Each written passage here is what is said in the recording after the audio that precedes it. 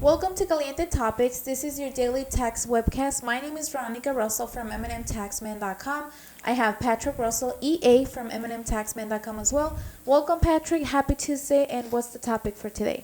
Good morning, Veronica. Guys, today I figured I was going to take a break from the usual and take a look at the headlines to see where we stand as far as new and future tax legislation, rules, and regulations that President Biden, Papa Joe, plans to roll out. Now, yesterday was actually a big stepping stone in that direction. What I mean is that on Monday, the Ways and Means Committee, which is the part of the government that actually drafts the rules that will eventually be incorporated into the IRS code, was released. And so some of the back channel lobbying, the back and forth between conservatives and the liberals and this agenda and that agenda, well, now we get to see what that means as far as rules that have been proposed and are now going to be voted on before they move forward. So the first couple things I wanted to bring up, when it comes to the individual tax rate, yes, they are proposing an increase back to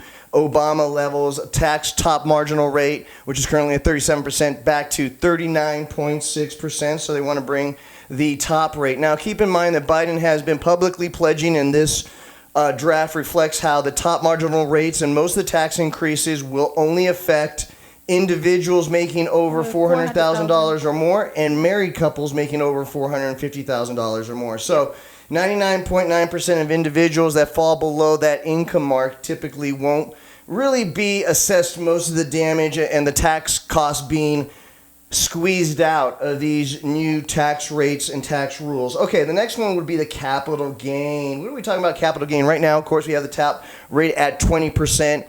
This would raise to 25%. If this draft would go into effect, you are looking at 25% versus the 20%. And also a surcharge. They're looking at making an additional surcharge of 3.8%. And once again, this would take effect if you were to reach a certain milestone. I believe 400,000. The literature isn't too clear on that, but I believe is when you hit the top marginal rate, would you have to worry about a surcharge of a 3.8% on top of your normal ordinary income tax rate. You had a question? Just for our clients and everyone that is watching this webcast, like you just explained, most of these changes, it will be based on individuals married filing joint making over $400,000. So the first, absolutely, you were absolutely right. Individuals $400,000 or more, married filing joint $450,000 or more. Absolutely right. I apologize. There's an additional 3% surcharge. It does have it here. The 3% surcharge, we've seen this before with the Obamacare, to be honest with you, would be any individual, trust, or estate that would have federal gross income of $5 million or more. That would be $5 million. Now, keep in mind, this is all proposals. Yep. But once again, you're seeing the theme here. The theme being that most of the tax cuts, or I would say the tax propositions, would be affecting those that would be of the higher earning. Very big hot topic, the step up in basis, whether or not beneficiaries of inheritances, would they be taxed on the fair market value of that farm that grandpa left down to them, or would they be able to step up their basis as an owner on day one to the current fair market value? And so far, this draft does not make any changes to the step up in basis provision. It has, according to this, been protected. Now, we are looking at something very peculiar, something that we've never seen before in regards to the Roth IRA. The Roth IRA now has a cap of $10 million. Yeah, they're proposing a cap of $10 million.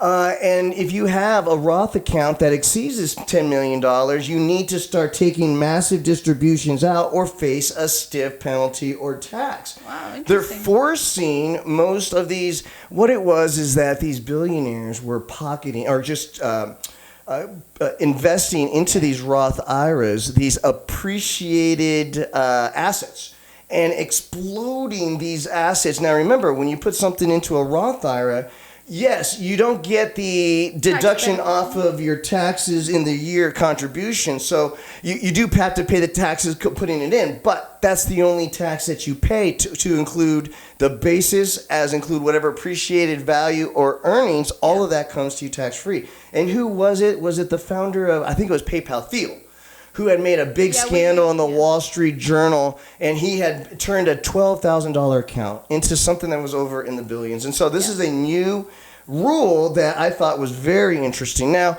once again, just proposals out there. I think the last one that I think people are interested in would be the SALT cap. If you remember, that's the state and local tax deduction that had started.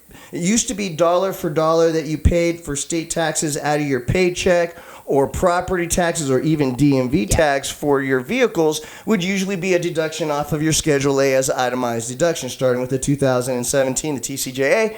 That cap had been hit at $10,000. Now, the proposal is that they have not finished with the proposal. This is still something that's being negotiated. It even says so in the literature. What do you think is going to happen? Is going to go over the $10,000?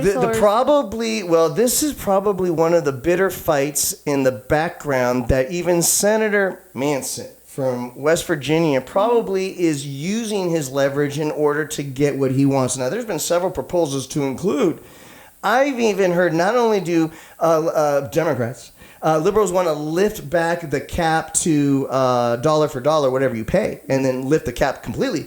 But they want to be able to then provide a credit for 2 years back for whatever state and local taxes you should have taken and claimed in 18 and 19, or I'm sorry, 19 and 20 that you weren't able to claim, to be able to go back and actually reclaim the deductions on, I believe, this year's tax return. Interesting. So, very interesting, because these are different approaches to tax legislations and tax deductions that we haven't really seen in the past, and it's very interesting to see how all this is developing.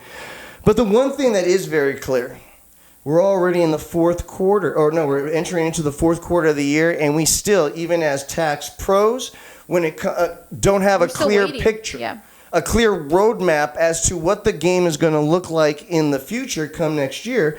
And why does this matter the most, Veronica? Because especially with high income earners and business owners who want to know, hey, how much do I need to pay the government in estimated quarterly tax payments? How much is that amount? And, we're basically going with ballpark figures, because the truth answer is, and it's in the public news, we don't know yet. We're going to come back with another webcast on the following up on this topic. Oh, we'll absolutely keep you guys posted. Just to kind of give you a state of the union, if you will. Still a big question mark, guys. But we are getting closer. Everybody understands that the end of the year marks a new tax season. Nobody knows this more than Papa Joe, President Biden. And so there's a lot that's hanging on these backroom negotiations, to include right now, I believe the pinnacle of those negotiations are the tax rules. Guys, a quick way to get a quick answer is to use our comment box below. Don't just subscribe to this channel, even though we will be doing this pro bono tax workshop on a daily basis. But hey, lend your voices to the noise. It'll make this show a whole lot more fun. Guys, I don't know what else to say other than have a great day, and we'll be doing this again tomorrow. Take care.